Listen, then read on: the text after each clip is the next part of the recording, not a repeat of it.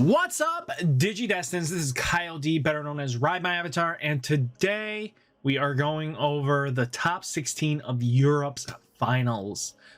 We also have the standings, at least the top 4. I'm sorry, the rest, I do not fully know who their order is, but we have the 16 players and 15 finalists. One player got DQ'd around the top 4. Sadly, it's sad to say. So guys, let's dive right into the video and let's see what these lists have in store. Congratulations, Fuji, or however you pronounce it. Daniel, you did a fantastic run. You played hard. You had a solid win run. I know that one of your matches you won against a Diaboromon player by his camera freezing up, and I understand that we don't always want to win that way, but sometimes that's connectivity at its finest.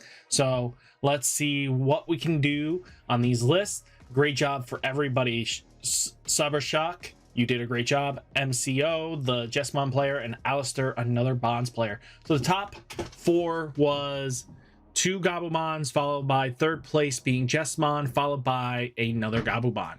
So let's dive right into the video. So let's see Fuji's list. We're gonna just pop these at full cards, and then we're gonna go full. There we go. So we got Upamon here as usual.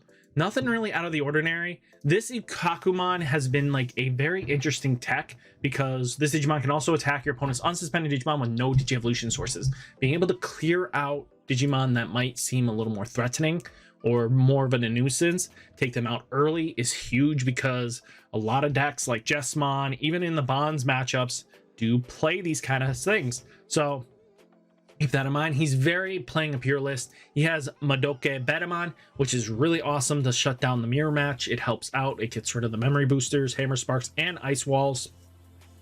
Well, ice wall, not ice wall, sorry. Ice wall has a different terminology, but it's Gabu ice wall. What do you get? Lose 2 memory until the end of your next turn. So we got Saber, return to deck builder. Let's see. Okay. So basic similar list. Doesn't play the promo Gabumon. Let's take a look. Do they both not play the promo Gabumon? Look at that! Promo Gabumon is completely garbage. Who would have thought? Well, because this one comes in better. Plays the Core Dramons, Magna Dramon, and no Madoka F3. So I'm impressed this list made it as far as it did, because without the Madoka F3 being able to slow down your opponent, he really relied on a very interesting style of tactic. This looks like a very solid list, and I'm very impressed. Rattlestar definitely helps out. A lot more options to hit into, which is kind of a little risky for the Jesmon plays, but hey, this is what you deal with, right? Next, we have Jesmon from MCO. MCO definitely was the underdog of this one, because out of everybody else, they didn't top as much. Jesmon didn't come up all the way here. We had one Jesmon take first. He took first in ranking yesterday, and then he didn't do too hot over here, but that's fine, which is okay by all means necessary. So let's see. He's running Gravity Clutch, dedicated plan for the combo, program emergency halt to shut down everything. But then Analog Youth is a very interesting tech. I don't know why he played it, but I figure it's to help dig deeper and then fill up if the Sistermon's to fall into the grave, because you don't mind the Sistermon's in the grave. That's what I'm thinking he did this for, just so that if a Sistermon gets milled, at least Jesmon will grab it later and then play it hardcore. So I kind of see where he's trying to come with this, and I think this is a smart play. 3 ties, Analog Youth is pretty much the only spiciness besides the program halt. So keep that in mind when going into nationals for any other buddy that we have next week. So let's see Alistair's number 4's list. Let's take a quick full preview, big screen. So he played Mechanorimon, which really solid tech against a lot of the Bonds decks. They have to wait until they get to Bonds of Friendship. They can't swing early game. So keep that in mind, that sometimes it does help out. Running the one Madoka F3, he ran one of the Gabumons Searcher for Tamer, which bravo to him, but Madoka F3 just probably a little bit better in the long game. Vulcan Hammer, Ice Walls, it's what it is. Absolute Blast really came in clutch to some of his games I watched. Really solid player, really good. I can't express how much I loved a lot of these matches. They were really close, tense, in your face games, and I really think they did it all and went all out. I like the Matt Ishida to gain an extra memory to help you out if you're under Madoka F3 effect, so that you're guaranteed to get to 4 so that you can get in a swing or two. Really nice. Let's see. These are just assumptions of where everybody else played. We have Geist. He was the one that lost to the first place, so he would obviously probably be pulled up to 5th, but it is a Diaboromon deck. So let's take a quick full preview of this. Level sort, big screen, and what do we have here? So what threw me off about this list was he's playing Finals of Work Punch, which bravo to him, so that if you can get up to 16, which is very possible in this deck, don't get me wrong, this Caramon can bump up, making your Diaboromon gain reboot, security, and blocker, which could help out make another threat on board that they have to take care of. He doesn't run any of the Diaboromon that produces Rush, which I found very interesting. None of these lists play that card. I kind of get it because it's not strong enough. I mean, not Rush. Sorry, it doesn't restand itself. That is rephrasing. I am an idiot. Excuse my language, but no, it's the one they play the Rush one, and they play this one, the white decoy one. So it's probably to play the Protect the King, the Castle of Diaboromon, so that if they start targeting this with effects, you move it to the token. So now Diaboromon has a little more gain in protection, and it helps out in the long game. And then as long as you have this one, this helps gain you an extra memory. Then you have this Infirmon to help warp. And if a Diaboromon dies, if let's say you're attacking security checker one, swings in, dies, now congratulations, it produces a token that might be able to get Rush if you have the blockers stack up, and then proc all your other effects. So keep that in mind, that it's just really amazing to see these lists. They play all 3 lists play this: Ultimate Flare, 1 Iron Fist, and 1 Zawart Swarmer. I kind of see where they're coming with the Zawart Swarmer to clear out any wide boards, because anything with 7 or less go pop, and most of your Diaboromon aren't affected by this. The only thing that would probably die is the Mechanori and your Chumon. So keep that in mind, but it's very interesting to see these lists like this. And then we had another one, Frankie. I'm assuming he got 6th place, but these from 5th on are all assessments of beliefs, what would probably happen. So keep that in mind. We have, you know, a pretty solid list here. It's another Gabumon deck. So let's take a look. We'll bring it down a peg. Ice Wall, of course. Rattlestar, no surprise. Madoka F3 2 and Mechanori. So this is a very solid list. I think this is also being a very interesting tech to see 2 decks play this Matt, which I'm starting to see why, to gain extra memory. And that could help out, especially when they swing in Ice Wall. You don't have the Davis up, but you have a Matt and stuff like that. This Matt here is a 2 cost, and then being able to Digivolve it in the turn later could help with memory choking early game. So keep that in mind, that maybe this Matt might be quite beneficial. Now we have no goblindurvan. This dude took D Brigade, and he got top in the tops. I think he would have been the next one in line by how the brackets worked, but we'll take a quick full on look and full cards. Boom. So let me level sort. So nothing out of the ordinary here. Actually, quite a lot out of the ordinary here. Geogreymon, Ogremon, Cordramon, and Shademon all in the same list. Very interesting. No Zawart defeats, but played Millenniumon, Alter S, and Zawart. I kind of see where they're coming from with this. Millenniumon to remove annoying threats like the Mechanoris, and or if you have a Craniumon on board that's creating big black blockers to become more threatening, so allowing you to get an out there. Alter S, probably the same thing, to digivolve off that Craniumon that might slow you down, but like there's no way of guaranteeing that, what he was thinking. But the Geogreymon's really nice to delete one of your opponent's level 4000 your 4000 DP. Ogremon's in here probably because on play it can kill that Mechanorimon, so trash one card in your hand, delete one of your opponent's Digimon. 4/5, where Dark Roar and whatnot for Conjuramon might keep it your turn, but at least Ogremon popping the Mechanori and then going into your opponent having a body on board might seem a lot more beneficial than using the Dark Roar. So keep that in mind. Corjamon at 2, and then Dracomons plus Hargurumon from the new set, draw 2, making it really prevalent. I gotta say, this is a really solid list all in all. I have no objections to this. Field Graveyard, draw a card, draw 2 cards, helps filter and just gain you advantage where you need to. Izzy helps stack. Izzy Joe to get you more memory to push more damage. Iron Fist Onslaught and Ultimate Flare being what you need it to.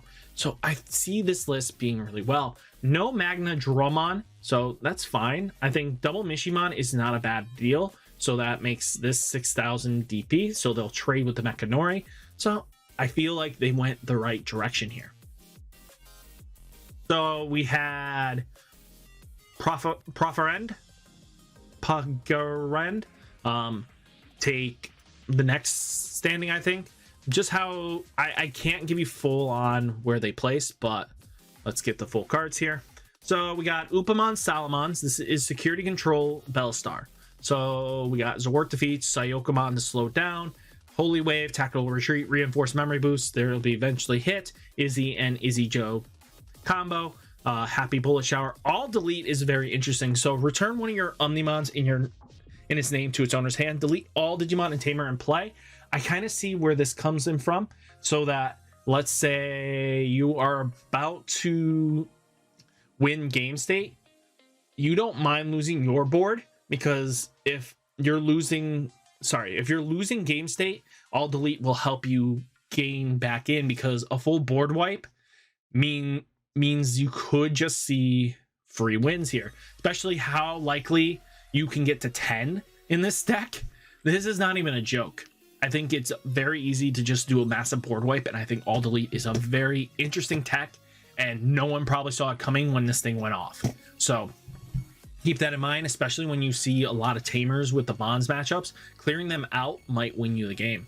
So that's very amazing to see. Then we had Hound Hunt. This dude took Bellastar to it. Very interesting list, I gotta say. We're gonna go return to build. We're gonna do what we do. Boop, boop. Level sort.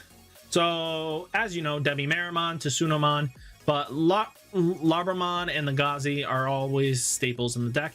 They took Magna Kidmon, which no list normally plays this card, but it's so surprising to see this card come up. I would not expect this list to actually do well with the Magna Kidmon. You want to focus on Bellastar, and they're even just playing 2 Bellastar. This list is probably not even fully complete, and this dude took it to top 16s. I give props for this list. I think this is quite amazing. It shows talent and strength being able to play only 2 Bellastars and still do great.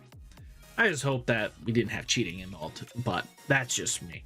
I don't know what we're going to do about that, but hey, we got happy.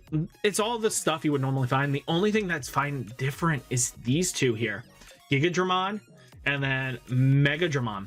So it allows you to do the Digi-Evolution for Magna Kid and Gundramon, and then you can just use it for Deputymon, so Digivolving on top of that, and then you don't have to pay the 6. You're still going to pay it eventually. You'll pay 7 to do this whole thing, but that's not terrible. So, and you'll get draws off of it. So I find this very interesting, especially if you combo it right. Magna Kidmon becomes 13 and has extra security checks to push damage. And this one could make your Gundramon 13 on their turn, making it very hard to remove it, because 11k is sometimes an easy cakewalk, but that's not. We have Millenniumon, Alter S, Zort defeats, 1 Gingamon promote for the combo of Nailbone, Spam, Bellastars. I kind of see where they're going with it. Diaboromon, Maddidelis. Just congratulations bringing Diaboromon to the show. So let's take a quick look here.